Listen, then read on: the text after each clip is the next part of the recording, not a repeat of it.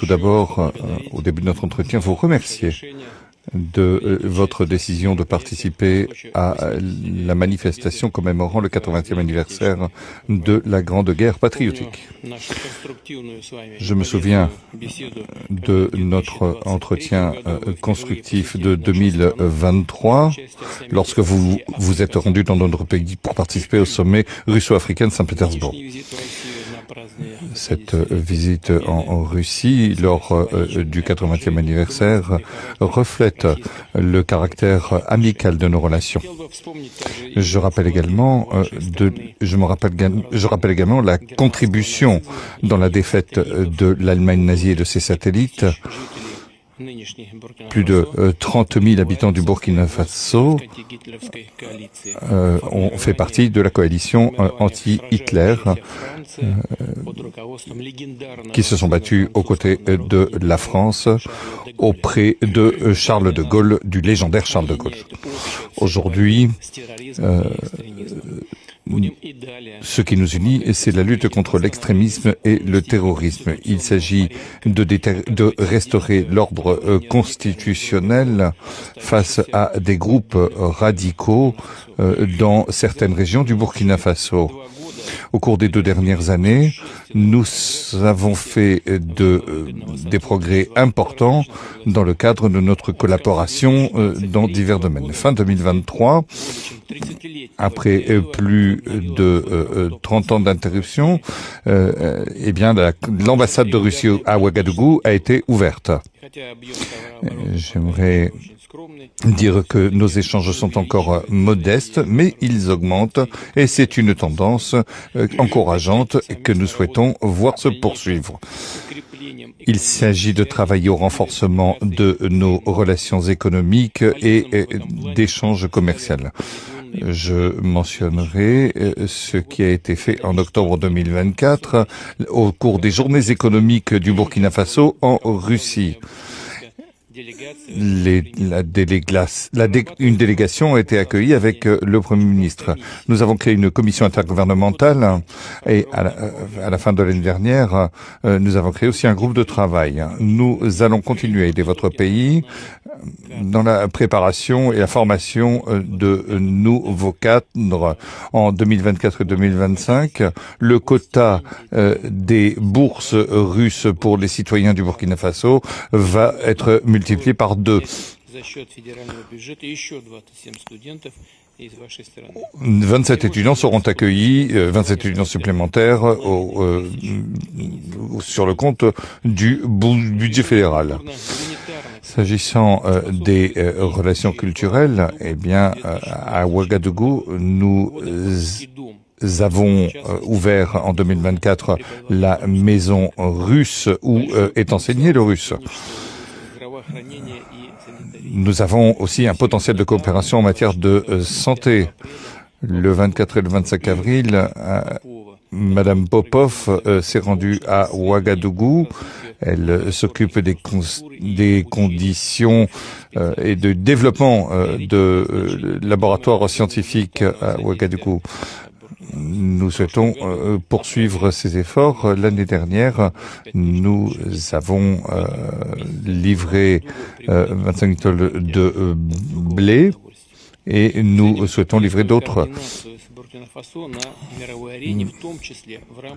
denrées alimentaires.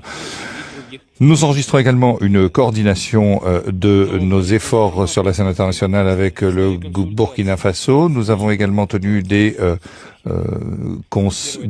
consultations avec les pays de la Confédération des pays du Sahel, comme en témoigne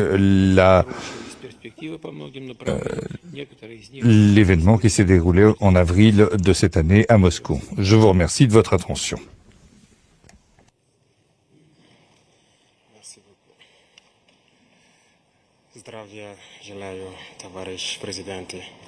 Camarade président, j'espère que je prononce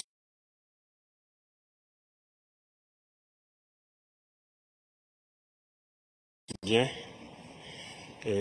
C'est un honneur d'être là donc à la célébration du 80e anniversaire de la victoire de la Grande Guerre. Et je tenais donc à vous féliciter et vous remercier donc pour cette invitation qui est un symbole pour nous. Et au cours donc de ma présence ici, je dois avouer que j'ai appris beaucoup de leçons.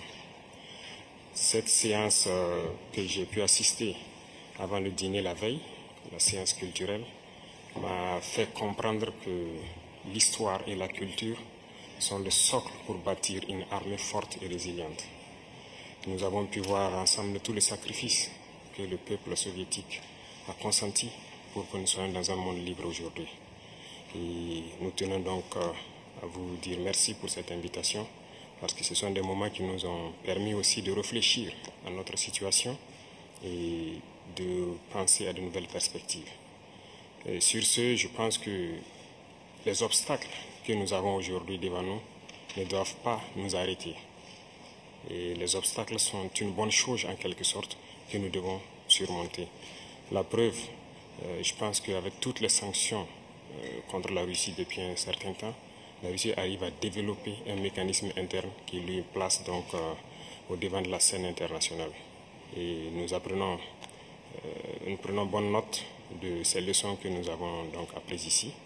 Et même au niveau de la parade, je tiens à dire que j'ai été émerveillé de voir l'enchaînement donc des engins qui ont défilé devant nous, notamment depuis le char mythique T-34 qui a gagné donc lors de la Grande Guerre jusqu'aujourd'hui au char moderne.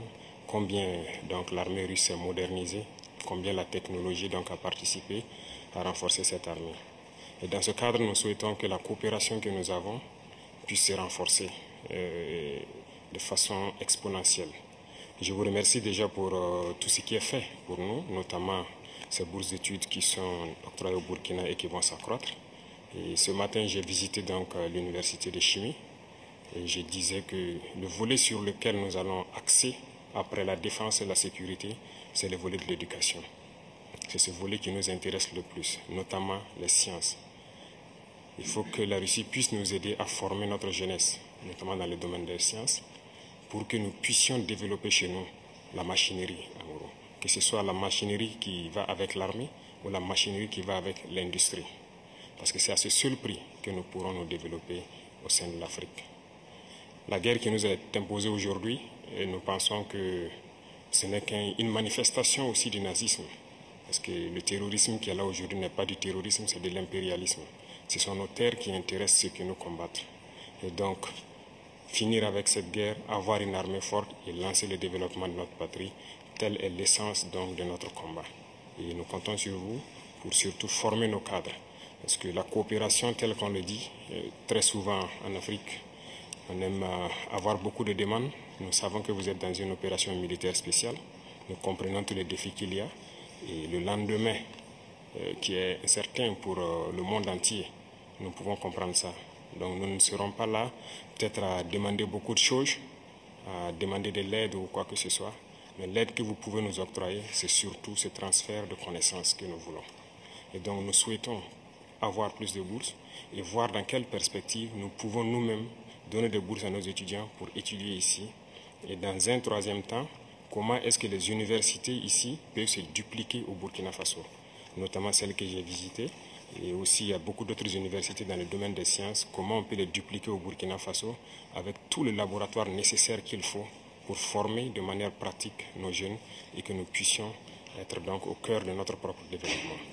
Donc c'est la demande essentielle que nous avons actuellement dans le contexte que nous vivons pour pouvoir transformer tout ce que nous avons sur place, produire beaucoup de choses nous-mêmes et que le Burkina Faso soit un hub où beaucoup de jeunes Africains vont venir et apprendre aussi la science. Parce qu'ici en Russie, vous avez d'éminents scientifiques et il y a eu beaucoup de savants que nous continuons donc d'étudier leurs œuvres. Et je pense que c'est un havre où nous pouvons soutirer la science pour nous développer. L'autre chose, c'est surtout dans le domaine militaire. Nous avons beaucoup de projets avec donc, le ministère de la Défense